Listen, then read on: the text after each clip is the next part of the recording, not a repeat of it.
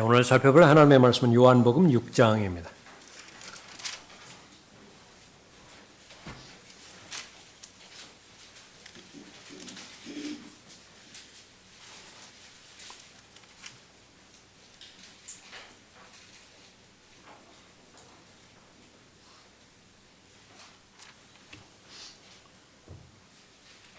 요한복음 6장 47절부터 58절까지 받들겠습니다.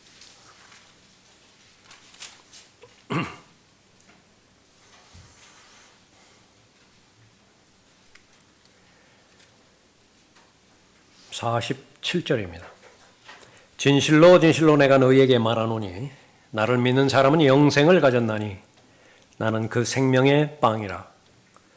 너희의 조상은 광야에서 만나를 먹고 죽었으나 이것은 하늘에서 내려온 빵이니 그것을 먹는 자는 죽지 아니하리라. 나는 하늘에서 내려온 살아있는 빵이니 누구든지 이 빵을 먹으면 영원히 살리라. 또 내가 줄 이 빵은 세상의 생명을 위하여 줄 나의 살이라고 하시니라.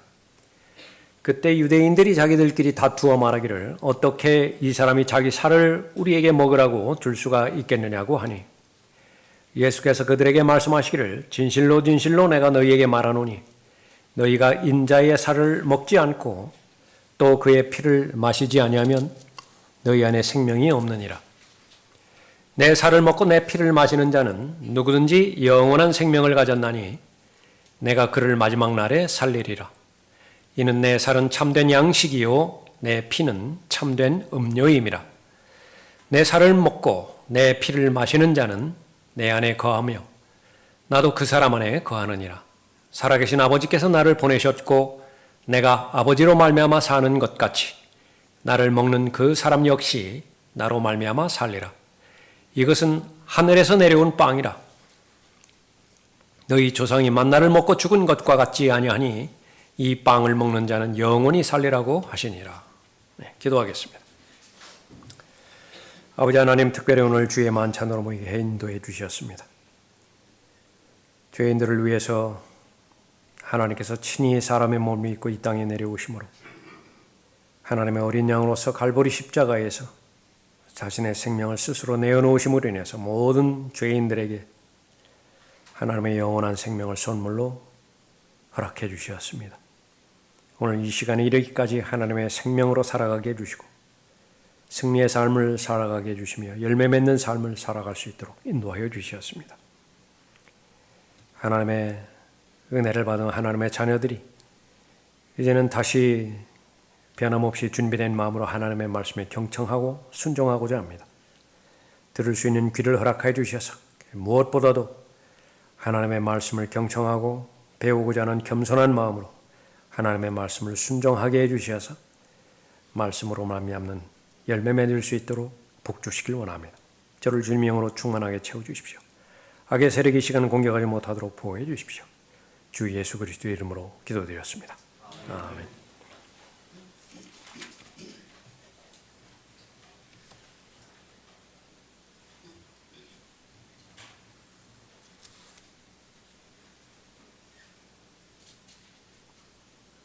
(41절에) 보시면은요, 그때의 유대인들이 주에 관하여 수군거리니 이는 주께서 말씀하시기를 나는 하늘에서 내려온 빵이라고 하셨기 때문이라.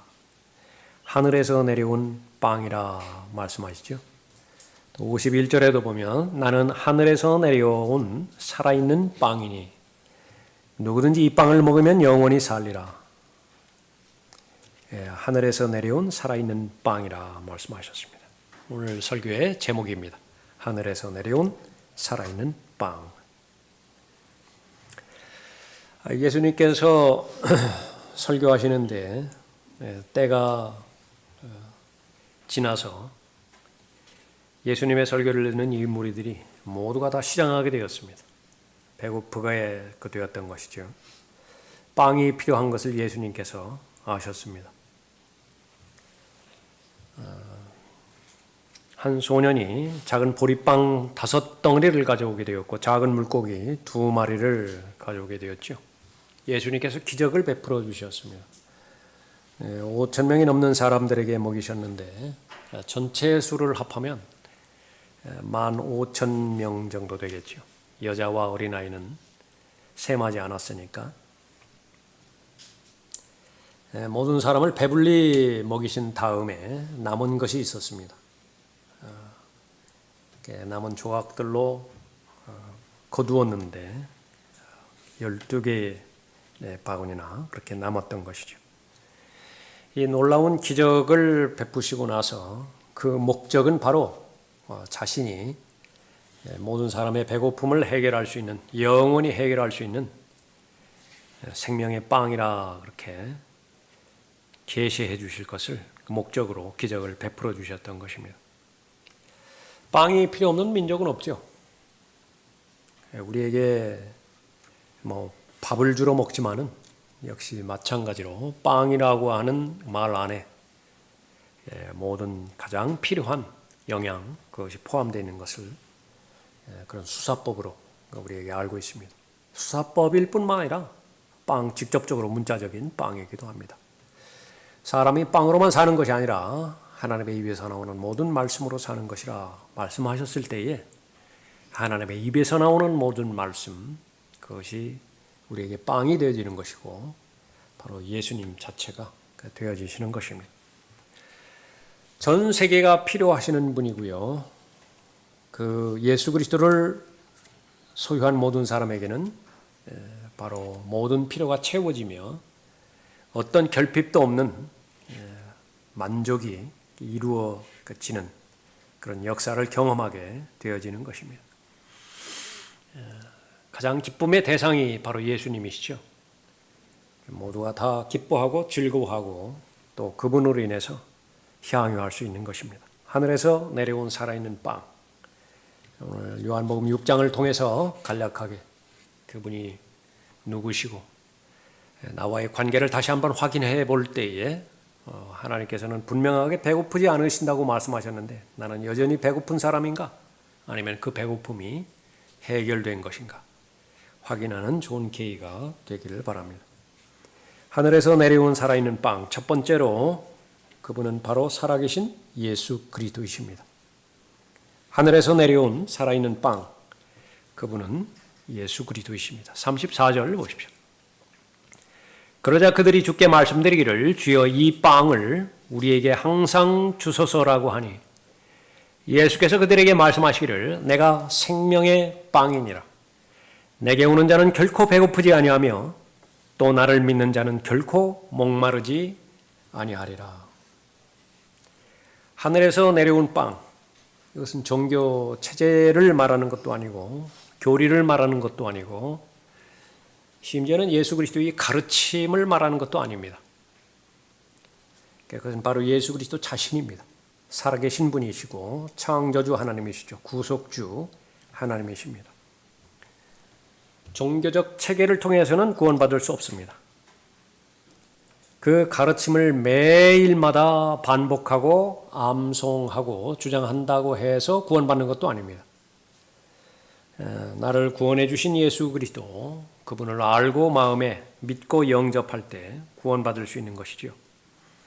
그분은 살아계신 하나님이십니다. 나를 위해 죽으셨고 묻히셨다가 성경의 예언대로 셋째 날에 부활하신 분이시죠. 그분 안에만 구원이 있고 그분 안에만 하나님의 생명인 영원한 생명이 있습니다. 영생이 있습니다. 그러므로 다른 이에게는 구원이 없나니, 다른 이에게는 구원이 없나니 이는 하늘 아래서 우리가 구원을 받을 수 있는 다른 이름을 인간에게 주신 적이 없습니다. 사도행전 4장 12절 말씀이죠. 다른 종교에는 없습니다. 예수 그리스도에게만 구원이 있는 것입니다. 하늘에서 내려온 살아있는 빵, 죄인을 구원하고요.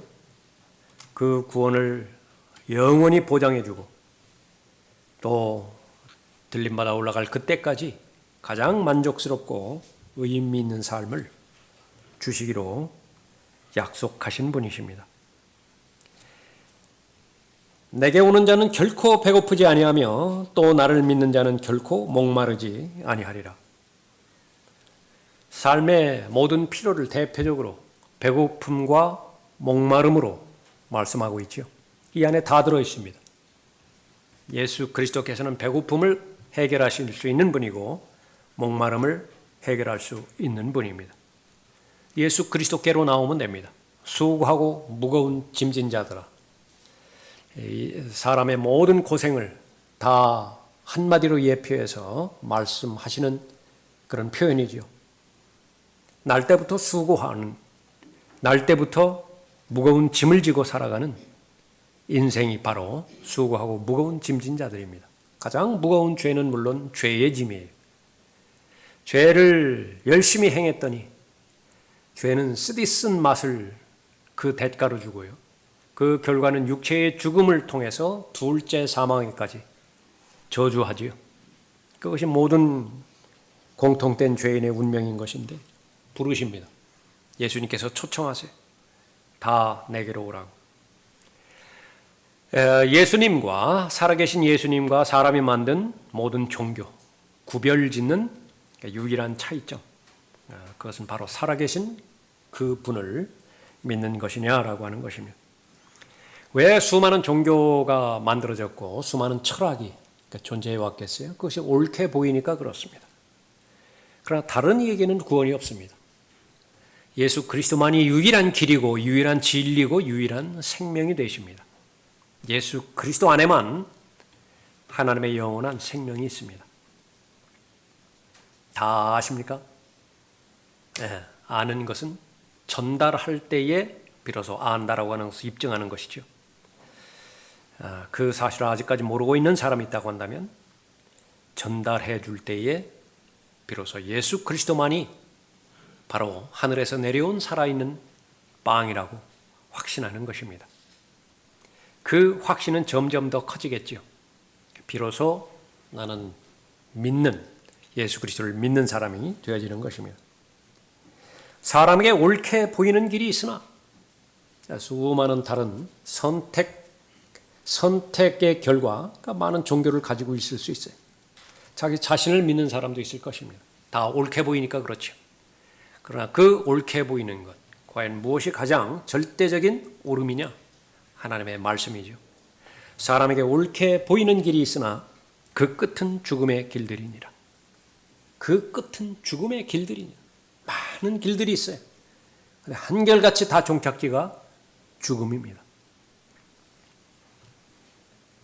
이스라엘과 그 팔레스타인 하마스와의 그 전투에서 잠깐 그 다큐멘터리로 보여준 영상을 봤는데요. 오토바이를 타고 가면서 이스라엘 군인을 그렇게 한 명을 사살하고 거기에서 막 희덕거리면서 사진 촬영도 하고 그러는 장면입니다. 그 사람의 소원이 있는데 순교하기를 원한대요. 순교하면 거기에서 그 마호멧을 통해서 거짓말로 행한 모든 거짓된 약속들이 이제 자기 것이 된다라고 하는 그 부분이죠. 그 말을 하고 나서 30분 후에 이스라엘 군인에 의해서 사살당했어요. 그리고 끝납니다. 그 영상은 끝나요. 사람에게 옳게 보이는 길이 있으나 얼마나 많은 넓은 길이 있고 다양한 수많은 길들이 있습니까? 하늘에서 내려온 살아있는 빵, 바로 예수 그리스도이십니다.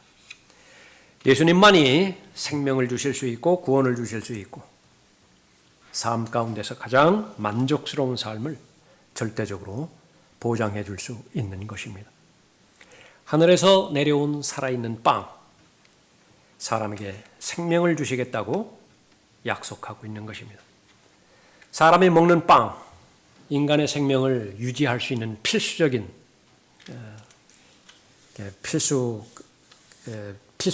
그런 필요품이죠. 그러나 시간이 지나면 여전히 사람의 몸은 죽게 되어 있습니다. 그러나 예수님은 보장하십니다. 영원히 죽지 않는 것입니다. 영원한 생명을 주시는 것입니다. 예수 그리스도를 영접하기만 하면 하늘에서 내려온 살아있는 빵 모두가 다 소유할 수 있죠. 53절 보십시오. 예수께서 그들에게 말씀하시기를 진실로 진실로 내가 너희에게 말하노니 너희가 인자의 살을 먹지 않고 또 그의 살을 마시지 아니하면 너희 안에 생명이 없느니라. 제시가 되었다 하더라도 내가 삼켜야 되는 것이죠. 이 인자의 살을 먹고 또 그의 피를 마시는 것, 그것은 마음으로 믿는 것입니다. 바로 57절에 보면 살아계신 아버지께서 나를 보내셨고 내가 아버지로 말미암아 사는 것 같이, 57절에서 예수 그리스도께서 아버지로 말미암아 사셨죠. 그렇다고 해서 아버지의 살을 뜯어먹고 아버지의 피를 입을 통해서 들이마시는 것이 아니죠. 믿는 것입니다. 아버지를 신뢰했죠. 그것이 바로 본문에서 말씀하시는 예수 그리스도의 살을 먹고 예수 그리스도의 피를 마시는 것입니다. 내가 아버지로 말미암아 사는 것 같이 나를 먹는 그 사람 역시 나로 말미암아 살리라. 예수 그리스도께서 무엇을 행해 주셨는 것인지 성령 하나님을 통해서 자세하게 잘 알려주시죠. 이 당시에는 예수님 스스로 말씀하십니다. 성령 하나님을 통해서 예수님께서 자신을 계시해 주시는 것, 그것은 다를 바가 없습니다. 예수 그리스도께서 성령의 인격이시니까요. 그리스도의 영, 그분이 바로 성령이시니까 그런 것입니다. 지금도 말씀하시죠. 내가 하늘에서 내려온 살아있는 빵이라. 수많은 복음 전도자를 통해서, 거리 설교자를 통해서, 설교를 통해서 계속해서 전달되어지고 있는 것입니다. 그 살을 먹으면 되는 것입니다. 그 피를 마시면 되는 것입니다. 그것은 바로 마음으로 믿는 것을 말하는 것이죠. 마음으로 예수 그리스도를 영접하면 되는 것입니다. 그렇게 되어지면 이제 예수 그리스도의 생명을 소유할 수 있게 되어지는 것입니다. 47절 보십시오. 진실로 진실로 내가 너희에게 말하노니 나를 믿는 사람은 영생을 가졌나니, 영생을 가졌다라고 말씀하고 있습니다. 조건은 믿기만 하면 돼요. 나를 믿는 사람은 영생을 가졌나니. 교회 수십 년간 다녔다고 해서 영원한 생명이 보장되는 것도 아니고, 종교생활 열심히 한다고 해서 그것이 보장되는 것도 아닌 것입니다. 내가 죄인임을 알고 성령 하나님께서 그 죄인의 저주받은 운명을 알려주셨죠. 죄 때문에 죽고 하나님의 심판을 받고 지옥의 영원한 형벌에 처할 수밖에 없는데 그 모든 것들을 다 예수님께서 다 가져가신 것이죠. 바꾸신 것입니다. 나의 모든 어두운 부분들을 다 가져가시고 참 빛이신 그분의 모든 빛에 해당되어지는 구원과 영생과 구속과 또 하나님의 나라, 이것을 하나님의 은혜를 통해서 나에게 주신 것이죠. 믿으면 되는 것입니다. 예수 그리스도를 마음에 영접하면 구원받게 되어지는 것입니다. 예수 그리스도를 믿는다라고 하는 말, 이 믿는다라고 하는 말은 모든 무게를 올려놓는다라고 하는 뜻이에요. 한쪽 다리는 올려놓는데 한쪽 다리는 불안해요. 한쪽 다리마저 올려놓으면 무너질 것 같으니까 그런가 보죠. 그런 것은 믿음이 아닙니다. 예수 그리스도를 믿기는 믿되 거기에다가 이것저것 다 더하는 것, 그것은 믿음이 아닙니다. 예수님만 신뢰할 수 있어야 되는 것이죠. 그렇게 된다라고 한다면 하늘에서 내려온 살아있는 빵, 살아계신 예수 그리스도임을 믿는 것입니다. 두 번째로 하늘에서 내려온 살아있는 생명의 빵은 반드시 영접해야 합니다. 1절에 보십시오. 이런 일들 후에 예수께서는 티베랴 바다, 갈릴리 바다로 건너가시더라. 큰 무리가 그를 따라가니 이는 그들이 주께서 병자들에게 행하신 그의 기적들을 보았기 때문이라. 그리하여 예수께서 산에 올라가셔서 제자들과 더불어 거기에 앉으시더라. 예수님께서 제자들을 시험하실 목적으로 인해서 이 사람들이 먹을 빵을 살 수 있겠느냐, 그렇게 질문을 하시죠. 이 질문을 하신 의도는 자신을 보여주시기 위함이었던 것입니다. 얼마든지 많은 무리, 그것은 먹이실 수 있고 그 무리들의 필요를 채워주실 수 있다라고 하는 사실을 알려주시기 위함이었던 것이죠. 5천 명이 아니라 15,000명, 15,000명이 아니라 70억 명, 그 수백억 명, 그 수가 아무리 많다 하더라도 한 사람도 부족함 없이 다 먹일 수 있다라고 말씀하십니다. 11절 보십시오. 예수께서 빵을 가지고 감사를 드린 후 제자들에게 나눠주시니 제자들이 앉아있는 사람들에게 나눠주더라. 또 물고기도 같은 방법으로 그들이 원하는 만큼 나눠주더라. 그들이 원하는 만큼 나눠주더라. 충분히 먹었죠. 여전히 풍성한 풍요가 남아있었던 것을 볼 수 있습니다. 13절에 그리하여 그들이 한데 모으니 보리빵 5덩어리로 먹고 남은 조각들이 12광주리를 채우니라 말씀하고 있습니다. 얼마나 많은 사람들이 구원을 받을 것이냐. 14만 4천 명만 제한된 것이 아니에요. 그 제한된 사람들만 구원받는 것이 아니라 자신이 죄인임을 인정할 수 있다라고 한다면 그 사람은 얼마든지 구원받을 수 있는 것입니다. 하나님의 은혜인 것입니다. 전 세계의 모든 필요를 예수님께서는 충족시키는 데 부족함이 없습니다. 사람들은 예수님의 은혜를 거부함으로 인해서 자신들이 실행할 수 있는 종교적인 실천, 그것을 실행함으로 인해서 하나님의 기준에 도달하려고 애쓰고 있죠. 하나님의 기준은 하나님의 의예요. 자신의 노력과 행위를 통해서 하나님의 의에 도달할 수 있다라고 그렇게 가정하고 최선을 다해서 애쓰고 있습니다. 그러나 그것은 불가능해요. 하나님의 의는 바로 예수 그리스도이시기 때문에 그런 것입니다. 예수 그리스도의 의라고 하는 것은 하나님 자신이 사람의 몸을 입고 이 땅에 내려오셨죠. 죄가 없으신 사람의 몸을 입고 이 땅에 오신 것입니다. 죽으시기까지 죄 없는 완벽한 인생을 사셨어요. 다 이루었다 말씀하셨을 때 율법을 다 이루신 것이죠. 그 결과 하나님 보시기에 흡족하셨습니다. 유일하게 만족하셨어요. 받아들이신 것입니다. 그 제물을, 혼의 속죄 제물을 받아들이신 것입니다. 옳다, 올바르다, 하나님의 의입니다. 하나님께서 의롭다고 선포하신 것이죠. 이제는 다 이루었어요. 그래서 하나님의 어린 양으로 오신 그 예수님의 사역이 끝나고 이제는 하나님의 의가 인정이 되었기 때문에 이제는 그 하나님의 의를 마음껏 값없이 선물로 나누어 줄 수 있는 계기가 마련된 것입니다.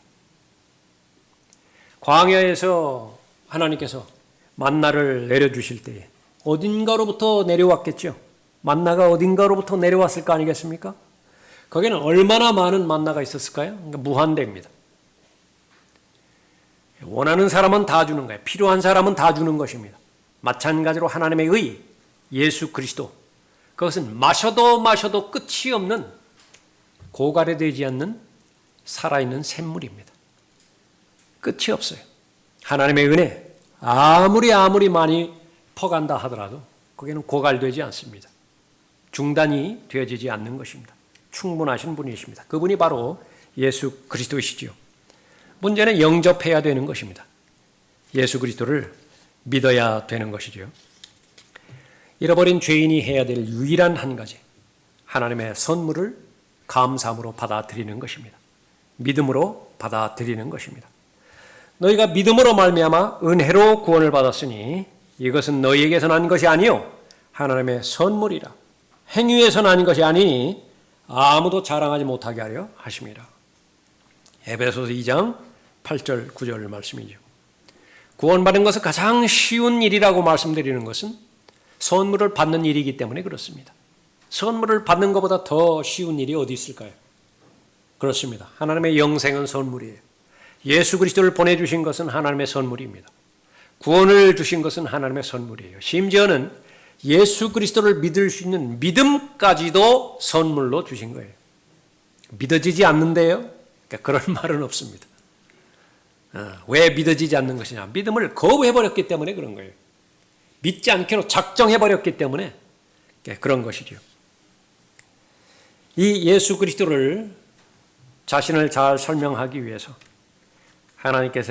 예수님께서는 하나의 비유를 들어오십니다. 하나의 예화를 들어오시는 것인데 바로 유대인들 모두가 다 경험했던 과거의 만남입니다. 30절 보십시오. 그러므로 그들이 주께 말씀드리기를 그러면 주께서 우리가 보고 주님을 믿을 무슨 표적을 보여주시겠나이까? 무슨 일을 행하시겠나이까? 이 표적은 지금까지 충분히 보여주었습니다. 이 요한복음 6장 시작하면서도 5천 명을 먹였잖아요. 그 자체가 기적이에요. 그런데도 계속 표적을 요구하죠. 표적을 통해서는 구원받을 수 없습니다. 31절에 주께서 하늘로부터 그들에게 빵을 주시어 먹게 하셨도다라고 기록된 바와 같이 우리 조상은 광야에서 만나를 먹었나이다라고 하니 그때 예수께서 그들에게 말씀하시기를 진실로 진실로 내가 너희에게 말하노니 모세가 하늘에서 그 빵을 내려 너희에게 주는 것이 아니라 나의 아버지께서 하늘에서 참된 빵을 내려 너희에게 주시나니 이는 하나님의 빵은 하늘에서 내려와 세상에 생명을 주는 분이기 때문이라고 하시더라. 참된 하나님의 빵, 사람이다라고 하는 것을 알려주시기 위해서 과거의 비유로 하늘에서 만나를 내려주셨다 말씀하고 있는 것입니다. 이는 하나님의 빵은 하늘에서 내려와 세상에 생명을 주는 분이기 때문이니라. 계속해서 반복해서 여러분에게 권면해드리고 말씀드리는 것은 예수 그리스도를 알아가느냐라고 하는 것에 여러분의 믿음의 실체가 달려있다라고 하는 사실입니다. 그분의 가르침이 중요한 것은 너무나 분명한 사실이죠. 그러나 그것이 의미 있기 위해서는 그분을 알아야 돼요. 그분과의 교제, 그분과의 친밀함, 그것은 바로 예수 그리스도를 마음으로 믿고 그분을 영접할 때부터 시작되어지는 것이죠. 바로 이 만나를 내려주시는 것, 그것은 예수 그리스도를 잘 보여주기 위해서, 계시해 주시기 위해서 구약 성경에서 그 사건을 기록한 것입니다. 만나는 작았습니다. 출애굽기 16장에 아주 자세하게 기록되어 있는데 지면에 작고 둥근 것이라 그렇게 언급하고 있죠. 예수 그리스도께서는 오실 때에 겸손함으로 오셨습니다. 종의 모습으로 오셨어요. 죽기 위해서 오셨죠. 그 죽음도 저주받은 죽음, 십자가의 죽음에까지 순종하기 위해서 오신 것입니다. 죽으실 때까지 가난한 삶을 면치를 못하셨어요. 모든 사람을 부유하게 할 목적으로 오신 것이죠. 그 만나는 둥글었다 그렇게 말합니다. 그것은 하나님의 영원한 성품을 예표하고 있는 것입니다. 예수 그리스도의 생애는 베들레헴부터 시작된 것이 아니라 영원부터 시작된 것입니다. 시작이 없어요. 끝도 없는 분입니다. 계속 원의 끝, 처음이 어디 있어요? 끝이 어디 있어요? 그분은 영원하신 바로 하나님이십니다. 그분의 이름이 I am이에요. 아브라함이 있기 전부터 나는 있느니라. 아브라함은 시작이 있지만 나는 시작이 없는 분이라 말씀하고 있죠. 그 색깔은 하얀색이었습니다. 그 맛은 아주 달콤한 맛이었습니다. 하얗고 그것의 맛은 꿀 섞은 전병 같더라. 하얗고 죄 없는 분이시죠. 거룩한 본성을 지니신 하나님이셨습니다. 죄 없이 태어나셨고 죄 없는 완벽한 인생을 사셨고 자신의 죄 때문에 죽은 것이 아니었던 것입니다. 죄 없는 하나님의 아들이셨죠. 밤에 내렸는데 이 밤은 죄로 이루어진 캄캄한 타락한 세상을 예표하고 있는 것이죠. 그분은 모든 사람들로부터 거부당했습니다. 자기 백성으로 오셨는데 자기 백성이 영접하지 않았어요. 요한복음 1장 11절에 보니까 심지어 바로 마귀 들리고 미쳤다라고 마귀 들린 사생아라고 그렇게 예수님을 거부해버렸죠. 오늘날도 역시 마찬가지입니다.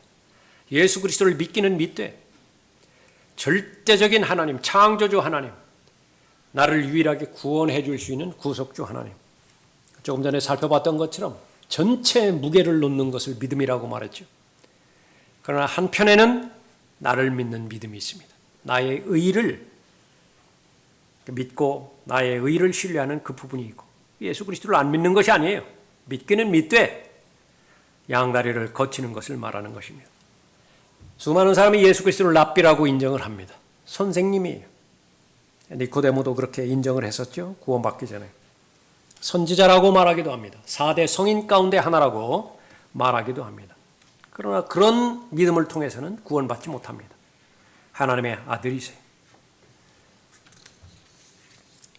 그 예수 그리스도는 바로 살아계신 하나님의 아들이라 그렇게 말씀하시고 완벽한 하나님이심을 만나를 통해서 비유를 통해서 말씀해주고 계시는 것입니다. 52절 보십시오. 그때 유대인들이 자기들끼리 다투어 말하기를 어떻게 이 사람이 자기 살을 우리에게 먹으라고 줄 수가 있겠느냐고 하니 예수께서 그들에게 말씀하시기를 진실로 진실로 내가 너희에게 말하노니 너희가 인자의 살을 먹지 않고 또 그의 피를 마시지 아니하면 너희 안에 생명이 없느니라. 내 살을 먹고 내 피를 마시는 자는 누구든지 영원한 생명을 가졌나니 내가 그를 마지막 날에 살리리라. 이는 내 살은 참된 양식이요 내 피는 참된 음료임이라. 내 살을 먹고 내 피를 마시는 자는 내 안에 거하며 나도 그 사람 안에 거하느니라. 살아계신 아버지께서 나를 보내셨고 내가 아버지로 말미암아 사는 것 같이 나를 먹는 그 사람 역시 나로 말미암아 살리라. 이 모든 것은 바로 영적인 말씀이라 말씀하시죠. 63절에 보면 살리는 것은 영이니 육은 전혀 무익하니라. 내가 너희에게 한 말들은 영이요 생명이라 말씀하고 있습니다. 영원히 살 수 있게 해줄 수 있는 빵이라고 자신을 말씀하십니다. 이스라엘 사람들 광야에서 만나를 먹었던 모든 사람 결국은 죽었습니다. 오늘 본문에서 이 산에서 5,000명으로 대표되는 사람들도 바로 보리빵 5덩어리와 작은 물고기 2마리를 근거로 해서 배불리 먹었죠. 원하는 만큼 먹었습니다. 한 사람도 예외 없이 모두가 다 죽었습니다. 만나는 분명히 예수 그리스도를 가리키는 예표인데 이 예표에는 두 면이 있습니다. 동전의 다른 면도 있죠. 만나와 다른 거예요. 반대 예표입니다. 반대 예표. 사람이 빵으로만 사는 것이 아니요 하나님의 입에서 나오는 모든 말씀으로 사느니라. 만나보다 훨씬 더 위대하신 분이시죠. 내가 그들에게 생명을 주노니 그들은 영원히 멸망하지 않을 것이며 또 아무도 나의 손에서 그들을 빼앗지 못할 것이니라. 요한복음 10장 28절 말씀입니다. 여러분이 여러분 안에 여러분과 함께 동행하고 있는 예수 그리스도의 본질입니다. 영생을 주노니 그들은 영원히 멸망하지 않을 것이며 이것이 여러분에게 절대 진리로 여러분의 마음에 있는 믿음과 잘 결합이 되어 있죠. 자, 이것을 근거로 해서 여러분이 당장 내일 해결해야 될 문제를 비교해서 동시에 바라보십시오. 영원히 멸망하지 않을 것이에요, 여러분. 하나님의 말씀 그대로라고 한다면. 무엇이 여러분의 마음을 두근거리게 만듭니까? 무엇이 여러분이 밤에 잠을 자는 것을 방해하고 있습니까? 내가 주는 물을 마시는 사람은 누구든지 영원히 목마르지 아니하리라. 그러나 내가 그에게 주는 물은 그 사람 안에서 영원한 생명으로 솟아오르는 샘물이 되리라. 먹을 것과 마실 것, 사람의 가장 절대적인 필요죠. 이건 예수님께서 다 해결해 주신 것입니다. 마지막 세 번째로 하늘에서 내려온 생명의 빵, 모든 것을 다 주시는 분이십니다. 다시 51절 보십시오. 나는 하늘에서 내려온 살아있는 빵이니 누구든지 이 빵을 먹으면 영원히 살리라. 또 내가 줄 이 빵은 세상의 생명을 위하여 줄 나의 살이라고 하시니라. 제일 먼저 구원을 주시죠. 영원한 생명, 구원을 주시는 것입니다. 인생에서 아무리 애쓰고 노력하고 철저히 준비한다고 해서 보장받을 수 있는 것이 몇 가지나 될까요? 준비 없이 죽는 죽음, 여러분들이 곰곰이 관찰해 볼 수 있어야 됩니다. 나라고 예외가 아니에요. 그래서 복받은 사람 가운데 하나는 죽음을 알고 대비하는 중에 죽는 사람입니다. 그건 죽음을 잘 대비하는 사람이에요. 그러나 외마디 소리, 심지어는 그 소리마저 지르지 못하고 죽는 사람이 얼마나 많이 있습니까? 무엇이 보장해 주죠? 대통령에게 무슨 일이 일어날지 누가 보장해 주는 것입니까? 지금 경제가 더 어려워지고 극심한 정치적인 혼란 가운데 있고 계속해서 유엔이 그렇게 많은 나라들을 참여국으로 가지고 있지만은 수년 동안 일어나는 전쟁, 뭐 어찌할 방법이 없어요. 두 군데서나 동시에 전쟁이 일어남에도 불구하고 해결책이 없는 것입니다. 경제에 무슨 일이 일어날지, 정치적으로는 어떠한 혼동 속에 들어가는 것인지 아무도 장담하지 못하는 것입니다. 그러나 한 가지 아는 것이 있습니다. 하늘에서 내려온 살아있는 빵, 그분을 내가 안다라고 한다면, 그분을 내가 영접했다라고 한다면 내가 최소한 아는 것은 있습니다. 그분과 더불어 영원히 사는 것입니다. 그분과 더불어서 인생의 가장 본질적인 삶의 필요, 배고픔이라고 대표되어지는, 목마름이라고 대표되어지는 그런 부분들을 다 해결하는 것입니다. 나는 배고픔과 목마름도 다 해결되는데 정말요? 정말 그렇습니까? 혹시 무뎌져서 그런 것은 아닌가요? 라우디케아 성도들은 그랬습니다. 무뎌졌어요. 배고프지 않아요, 더 이상. 목마르지 않았습니다. 충분히 먹을 것이 있고 충분히 마실 것이 차고 넘칩니다. 그러나 하나님은 혀를 끌끌 차세요. 지금 거의 아사 직전이라고요. 지금 호흡만 붙어 있지 수많은 외부의 호수로 호흡도 자기 힘으로 하지 못해서 강제 호흡으로 지금 해야 되고 음식도 스스로 소화를 시키지 못해서 관을 통해서 음식물이 제거가 되어지 공급이 되어지고 스위치만 내리면은 그냥 그 사람의 인생은 끝나게 되어 있어요. 스위치가 지금 연결이 되어 있으니까 기계 호흡으로, 기계 생명으로 그 생명이 유지되어지고 있습니다. 살아있지만 죽어 있다고요. 정말 배고프지 않은 거예요? 정말 목마르지 않은 것입니까? 하나님의 은혜를 받은 사람의 특징, 배고픔을 배고픔으로 아는 것이에요. 목마름을 목마름으로 아는 것이죠. 자, 두 가지가 해결됐어요. 무엇이 문제죠? 지금 나는 광야를 통과하는 사람 아니에요. 여기서 머물러 영원토록 안주할 목적으로 사는 원주민이 아니라고요. 나는 필그림이고 순례자이고 목적을 향해서 지금 지나간다고요. 먹을 것 해결됐고 마실 것 해결됐습니다. 무엇이 문제지? 그냥 통과하면 되는 것인데 바로 예수 그리스도께서 하늘에서 내려온 생명의 빵이 되실 때에 다 해결되는 것입니다. 예수 그리스도는 만족을 주십니다. 35절 다시 보십시오. 예수께서 그들에게 말씀하시기를 내가 생명의 빵이니라. 내게 오는 자는 결코 배고프지 아니하고 배고프지 아니하며 또 나를 믿는 자는 결코 목마르지 아니하리라.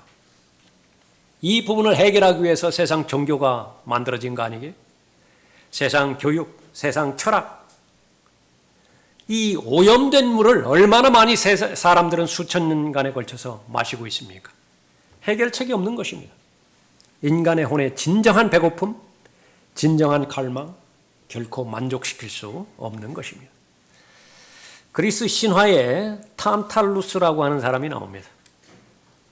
들어보셨어요? 그렇게 일반화되지는 않은 인물입니다. 제우스의 아들이 제우스 신의 아들입니다. 이 탄탈루스가 아들이 있었는데 펠롭스라고 하는 아들을 잡아서 요리를 해서 다른 신들에게 바쳤습니다. 제우스가 아주 진노했죠. 그 죄로 인해서 지옥에서 체인에 묶여져 있는데 그 환경이요.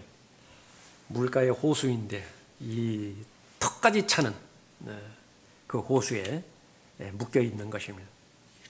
타오르는 갈증을 해소하고자 이 물을 한 모금 마시려고 하면 물이 급격히 뒤로 물러납니다. 그리고 나서 행동을 멈추면 다시 물이 원래 상태로 돌아가요. 그 위에는 아주 먹음직스러운 열매들이, 과일 열매들이 주렁주렁 열렸습니다. 역시 마찬가지로 그것을 하나라도 따먹으려고 고개를 들 때마다 과일은 물러갑니다. 누구라고요? 탄탈루스. 그 사람의 이름을 토대로 해서 용어가 하나 생겼는데 tantalize라고 하는 말이 생겼습니다. 그것은 완전한 좌절. 소돔이라고 하는 말을 통해서 소돔이라고 하는 말이 나왔죠. 영어에. 마찬가지예요.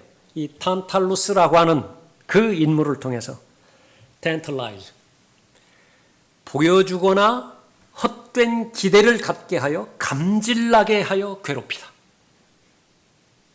한 단어 배우시는 거예요. tantalize. 인생입니다. 세상 종교, 세상 철학, 세상 교육, 세상 풍조. 그것은 모든 것을 다 해결해 주겠다라고 답은 주지만은 결국은 죽음의 길들이에요. 죽음은 결국은 정죄와 저주의 길을 주는 것입니다. 모두가 다 헛된 것인데 생명의 빵, 그것은 인생의 만족을 주는 것입니다. 하나 더 살펴보면 37절에 보십시오. 아버지께서 내게 주시는 자는 다 내게로 올 것이요 또 내게 오는 자는 내가 결코 내어 쫓지 아니하리라. 이는 내가 하늘에서 내려오는 것은 내 자신의 뜻을 행하려는 것이 아니요 나를 보내신 분의 뜻을 행하려는 것임이라.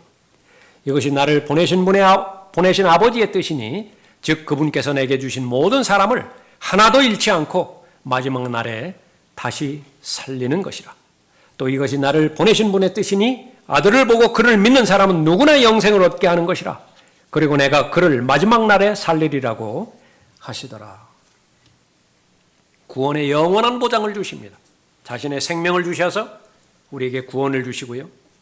또 인생의 모든 본질적인 필요, 그것을 채우셔서 만족을 주시고 또 구원, 그것은 영원히 보장된다라고 하는 약속의 말씀을 주시는 것입니다. 믿음의 여정, 믿음의 창시자의 완성자이신 예수 그리스도를 믿고 생명의 새로운 길에 들어섰죠.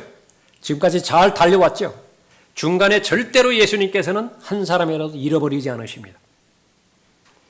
마지막 믿음의 여정을 마치는 그때까지 절대로 버려지지 않습니다.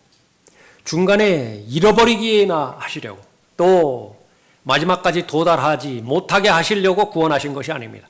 한번 구원하셨다라고 한다면 끝을 맺습니다. 시작하셨다라고 한다면 반드시 완성을 하시는 것이에요. 유일하게 바로 하늘에서 내려온 살아있는 빵을 마음에 믿었다라고 하는 그 이유 때문에 그렇습니다.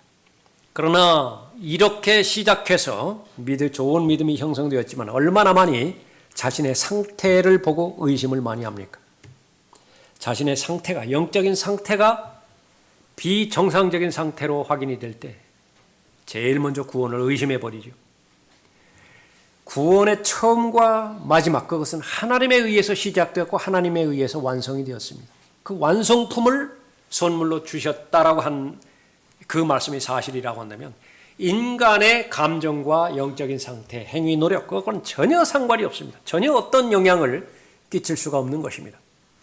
내가 기분이 좋을 때도 구원은 그대로 있고요. 기분이 나쁠 때도 구원에는 전혀 변함이 없습니다. 내가 최선을 다해서 마음을 다하여 하나님을 사랑하고 헌신된 그 믿음이 안팎으로 입증이 되어질 때도 구원은 구원이고 그것과 정반대 180도 뒤를 돌아서 설령 마귀 같은 삶을 살았다 하더라도 내가 나를 위해서 보장해 주는 그 구원, 그건 그대로 있습니다. 변하지 않아요.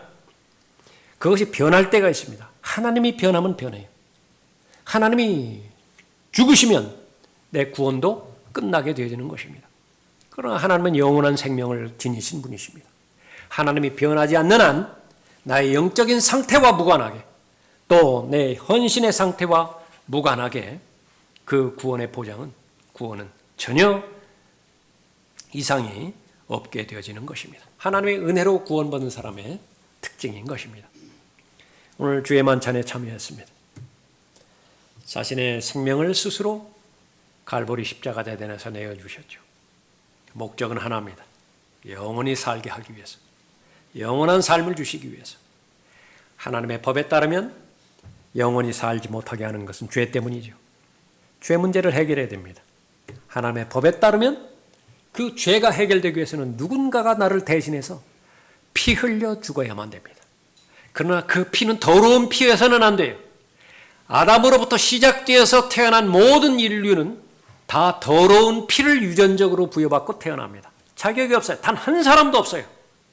유일하게 예수 그리스도만이 점 없고 흠 없는 어린 양 같은 보배로운 피, 다시 말하면 하나님의 거룩한 피를 가지고 사람의 몸을 입고 이 땅에 오셨기 때문에 유일한 자격이 있으신 분이십니다. 그 예수님은 피 흘려 죽기 위해서 이 땅에 오신, 죽을 목적으로 오신 유일한 분이죠. 하나님의 어린 양입니다. 보라, 세상 죄를 제거하는 하나님의 어린 양이라. 그 예수 그리스도는 오신 목적대로 죄인의 죄 문제를 해결하고 영원한 생명을 주시기 위해서 죽으셨습니다. 묻히셨고 셋째 날에 부활하셨죠. 여러분이 하셔야 될 일이 있습니다. 여러분 주변에 있는 사람들 다 의식에서 제외시키십시오. 이 자리에 여러분 혼자만 있습니다. 확장하십시오.